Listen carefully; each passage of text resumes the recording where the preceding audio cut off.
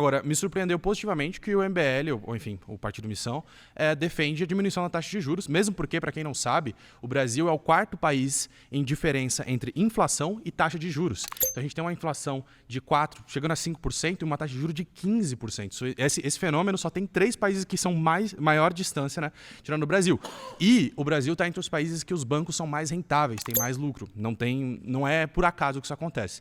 Mas o que eu quero saber é o seguinte, uma ótima forma da gente arrecadar mais, empiricamente falando, é com a reforma tributária no imposto de renda. E aí a gente teria que aumentar a tributação, né, porque o Brasil tem só 20% do orçamento referente à tributação de renda, e a gente tem que ter pelo menos uma margem de 30%, 40%, que é o que os países desenvolvidos fazem.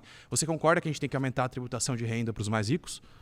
Eu não acho que a gente tenha que aumentar a carga tributária de maneira geral, né? Primeiro que acho que a gente precisa se comparar com os nossos pares, países emergentes, porque se a gente aplicar diretamente a carga dos países desenvolvidos, primeiro eles ficaram ricos, depois eles aplicaram a carga. Pode ser progressivo. A gente não pode ficar pouco competitivo em relação aos nossos pares, como a gente está hoje, né? Como você vai na Faria Lima, você compra uma carteira de investimentos, eles já vêm na cidadania paraguaia ou uruguaia para você pagar imposto lá. Então, não dá pra gente mexer nisso. Agora, o que eu defendo, porque de fato, eu também defendo o modelo que a taxação está mais concentrada em lucros e dividendos e na renda do que no patrimônio e no consumo. Acho que o imposto do consumo é um dos piores, você vai concordar comigo, porque penaliza justamente os mais pobres. Então, na minha avaliação, primeiro, não deve ter um aumento em nenhum imposto. Na realidade, porque o nosso imposto sobre renda, ele já é alto em relação aos nossos pares, países em desenvolvimento. 27,5. Pausa.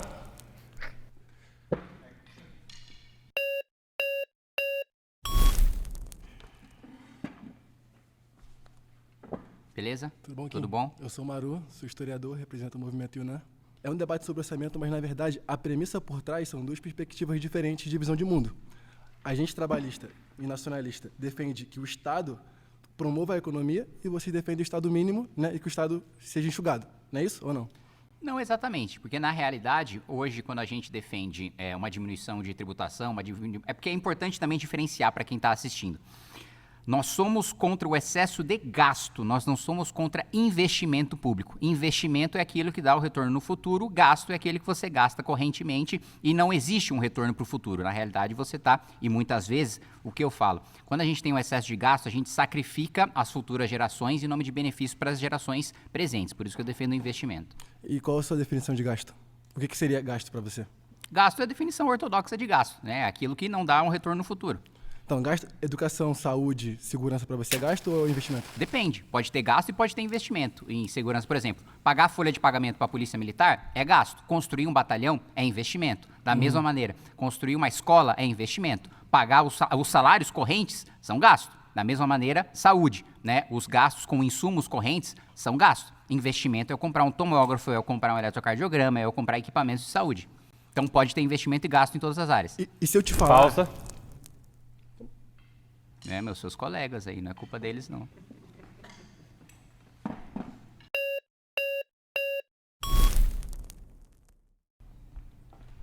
E aí, tudo bom? Eu sou o Tomás, estudo economia, e eu queria trazer aqui uma perspectiva para mostrar como os juros abaixar não é uma questão de você praticar superávit primário. Entre 1998 e 2017, se você pegar o resultado primário do Brasil total, a gente teve um fluxo de caixas positivo, ou seja, a gente teve superávit primário. E mesmo assim, a gente não conseguiu levar os juros para baixo e conseguir reaquecer a nossa economia e retomar o caminho do desenvolvimento.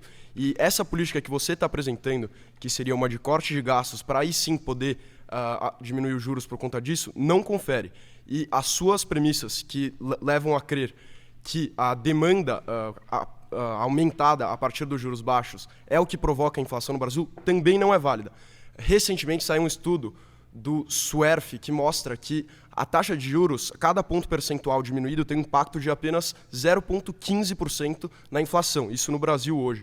Porque as premissas que guiavam a macroeconomia antigamente não guiam ela mais hoje em dia. A gente teve vários exemplos que aconteceram ao longo das últimas décadas que não comprovam o que você está dizendo.